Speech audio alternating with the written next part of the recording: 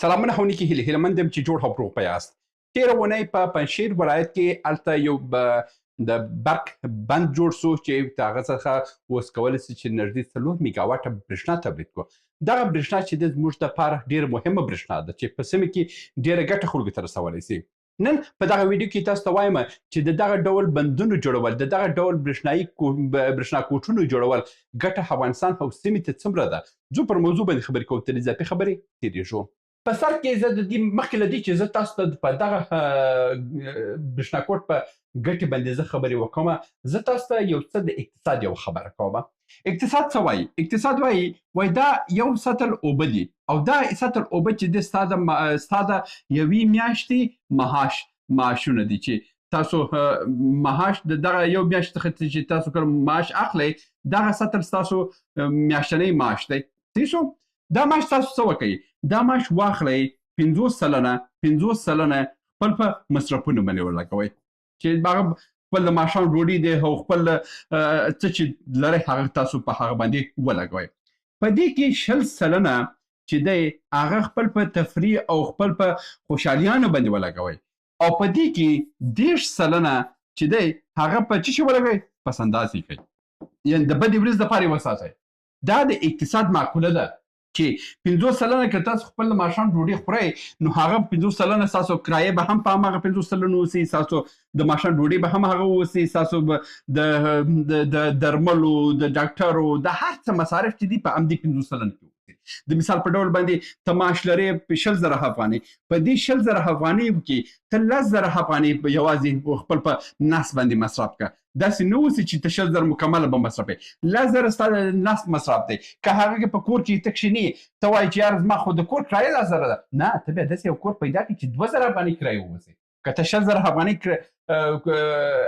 عاید لرې د میاشتې، ته باید 2,000 3,000 افغانۍ باندې ته باید داسې کور پیدا کړې، یعنې 2,000 3,000 افغانۍ ستا د کور کرایه شوه. صحیح شو؟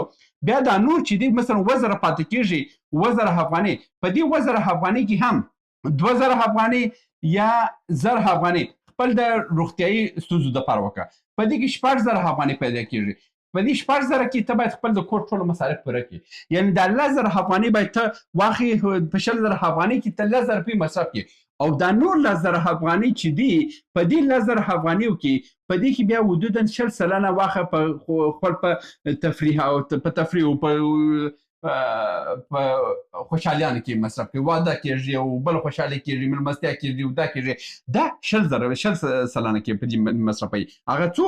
هغه یوازې 4,000 افغانۍ ته حق لري چې هره میاشت کې ته دا پکې ور واچوي او دا نور چې دي 6,000 افغانۍ چې دي دا باید ته پس انداز کړي او خپل ځان ته پټ کړي او یا یو تجارت کې مصرف کړي، یو ځای بند کړي چې د بدې ورځې دپاره ووځي. ځکه چې ښه ورځ همیشه نه اوسي، یو ورځ کې بده ورځ پر تا باندې را روانه ده. دا خبره چې ده دا د یو شخصي ژوند دپاره ده. د یو هیواد دپاره بیا همدغسې یو معقوله ده چې معقوله څه وایي؟ یو هیواد وایي 100 سلنه چې ستا عاید دی، 100 سلنه چې ستا عاید دی، په دې 100 سلنه کې 50 سلنه باندې 50 سلنه واخه خپل د کارمندانو معاشونه او خپل پروژې او دا شان باندې مصرف کړه. بل 20 سلنه نور چې دی، 20 سلنه نور چې دي دا واخله په یعنې تفریحي کارونه وکړه، ولس ته سندرغاړې راوړه، ولس ته جشنونه جوړ کړه، ولس ته باغونه جوړ کړه، ولس ته تفریحي ځایونه جوړ کړه. دا 20 سلنه په دې کې مصرف کړه. 10 سلنه نور چې دی هغه واخه په د بدې ورځې دپاره وساته. دا نو اوس دا خبره به تاسو ته وایي چې دا د برېښنا کوټ سره خبره وه چې ته ولاړې د برېښنا کوټ خبرې دې د دې سره وتړله. زه اوس دغه خبرې ته راځم. زموږ ستونزه دا ده چې دغه برېښنا کوټ چې جوړېږي مثلا 4 میګاواټه برېښنا چې د ځای ته تولیدېږي، دا 4 میګاواټه برېښنا چې ده دا مکمله کورو ته ورکول کېږي. زه څه وایم؟ زه وایم په دې 4 میګاواټو برېښنا کې که موږ دغه 3 میګاواټه برېښنا چې ده دا عامو خلکو ته ورنکړو، 1 میګاواټ هم خلکو ته ورکړو، 3 میګاواټه یې کارخونو ته ورکړو. خلکو ته وایسي ورته په پنجشیر ولایت کې زه 4 میګاواټه برېښنا لرم، په هر یو راسې په پنجشیر کې یو کارخونه جوړه کړي او هلته تولیدات وکړي، نو همدغه تولیداتو په خاطر باندې زه 3 میګاواټه برق ورکوم، او دا میګاواټ برق هم چې دی لکه څنګه چې زه د کور په اندازه باندې د کور په بیه باندې د کیلوواټ په 2 افغانۍ زه ورکوم، همدغه 2 افغانۍ زه تجارتي هم ورکوم. که څوک راسي په پنجشیر کې یو کارخونه جوړه کړي، دا کارخونه زه وایم دا واخله کې بیخي 50 سلنې که 50 سلنې واخله تجارتي که 50 سلنې واخله شخصي ژوند ته ورکړه، خلکو ته ورکړه. دغه 50 سلنه هم که موږ ورسو کړی په دې باندې کارخونې جوړ کړو، دا موږ د هغه ولایت اقتصادي حالت بدلولی سو.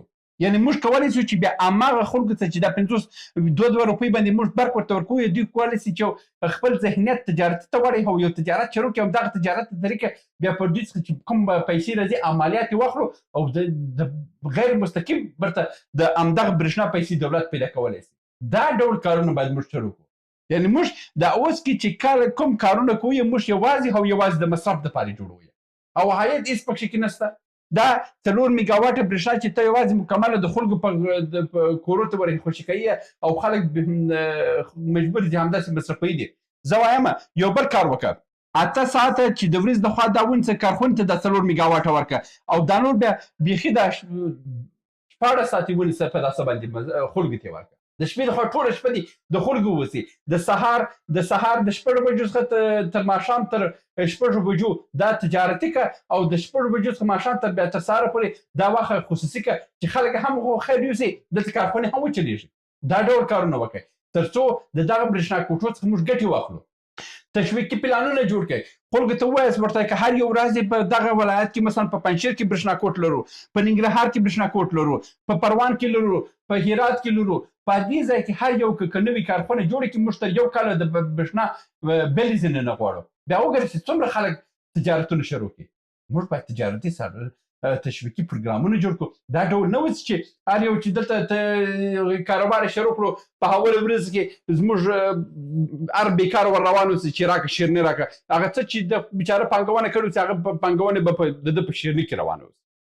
یو څه کنټرول باید پیدا سي، یو څه تشویقي پروګرامونه جوړ سي تر څو خلک دې ته تشویق سي چې راسي پانګونې وکړي او د خلکو ته د ماښام ډوډۍ د کاري فرصتونه ډېر سي او تجارت پیدا سي او دا پیسې د یو لاس څخه بل لاس ته انتقال سي. همدا اوس چې کار نه وسي دا پیسې په ټپه ولاړ دي او اقتصاد هم په ټپه ولاړ دی. تر څو چې موږ د پیسو حرکت پیدا نه کړو موږ اقتصاد حرکت نه کوي.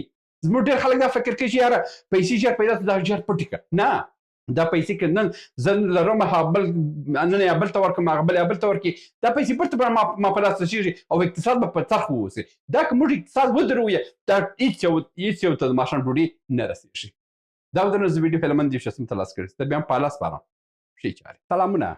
موږ ډېر موضوعات جوړ کړي دي. که سیاسي موضوعات غواړئ ووینئ نو دلته کلیک کړئ، او که غواړئ اقتصادي موضوعات وګورئ نو دلته کلیک کړئ، او که غواړئ چې د تل لپاره راسره واوسئ نو دلته کلیک کړئ او چینل سبسکرایب کړئ.